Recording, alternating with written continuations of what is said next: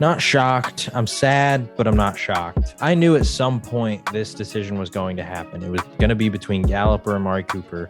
I thought they were going to let Michael Gallup go. They don't. Casualty of that is Amari Cooper. The Dallas Cowboys. I believe, I'm not sure if we talked about it last podcast, but there was a whole ordeal with the wide receivers right in the offseason. I know we've talked about it just personally.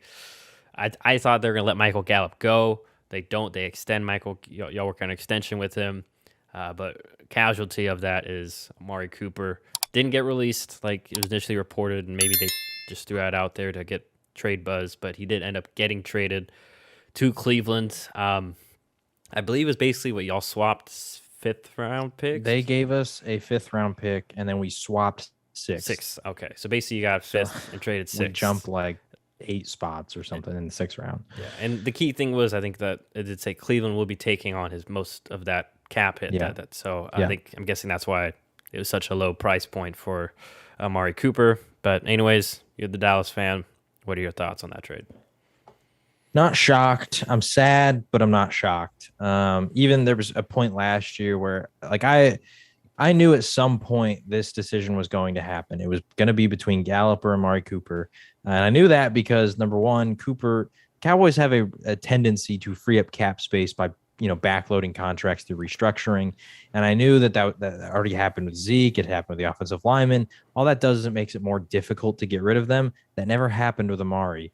And so his contract was always going to be the most flexible one to move off of. And once you take CeeDee Lamb, it's just not feasible in the NFL to keep 3 highly paid receivers. And we all know that CeeDee is going to get paid eventually.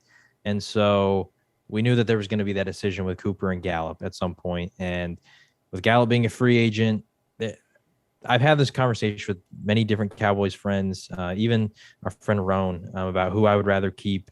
I've gone back and forth at different points because for Gallup, he's younger. I think he offers a different skill set that CeeDee Lamb and Amari Cooper don't necessarily replicate as well.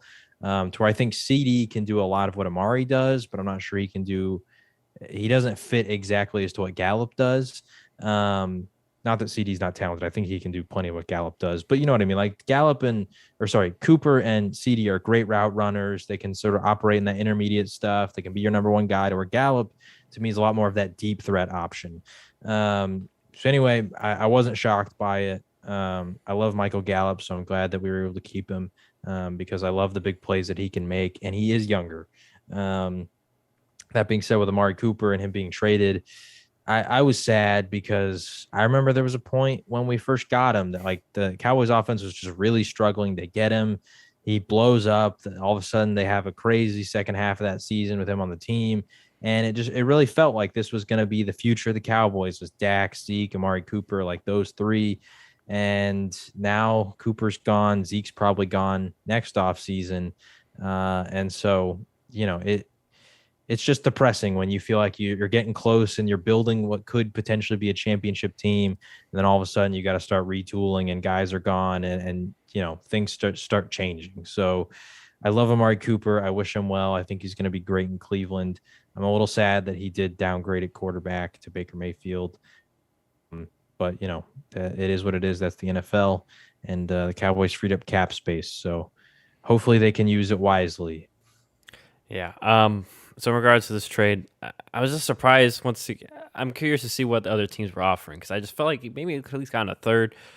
But once again, the contract thing probably was a huge deal, and the fact that Cleveland's going to take all that money, maybe that was I believe they took all the money. Yeah, they're taking responsibility for all of the money on the rest of at least for this year, I think, and the rest of the following years. For Cleveland, I think this is obviously a very good trade for them. The whole Odell thing didn't work out. Jarvis Landry kind of did, but at the end, we're kind of seeing, they cut ties with them as well. And we'll see. I mean, at this point, the excuses for Baker Mayfield, like, this is it. We've given you a multi different receivers, and Amari kind of fits what they do, can fit what they do. He can be we mentioned great route runner, so he's going to be perfect off their play action game.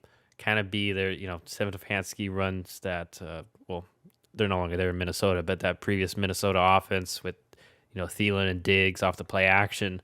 I think Amari and Peoples-Jones can definitely kind of fill that role. Wouldn't be surprised if they still use that first-round pick on a receiver.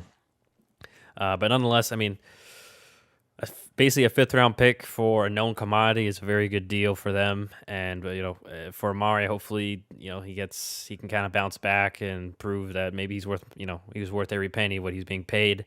Because I do know injuries kind of also affected him in Dallas. It kind of affected him in with the Raiders too. But I know he had some nagging ones every now and then.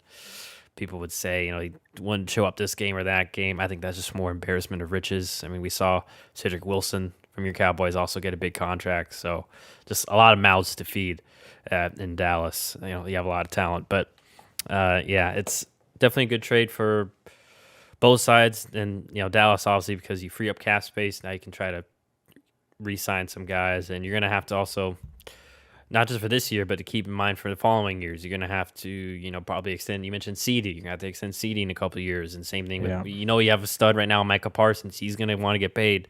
I know it's, 4 years down the line, but you still have to start thinking ahead of time there too. So, we'll see. We've seen Dallas, they let go of Leo Collins as well. So, in regards to the Cooper trade, it was necessary.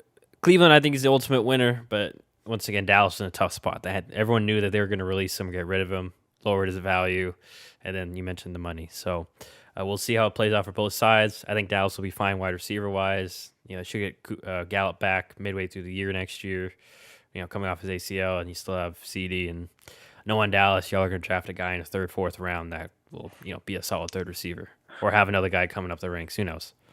To be honest, I have a feeling in my gut that knowing Jerry Jones, they're going to draft the receiver in the 1st round. That's not out of the question. Which I don't want, but I'm just saying I have a feeling.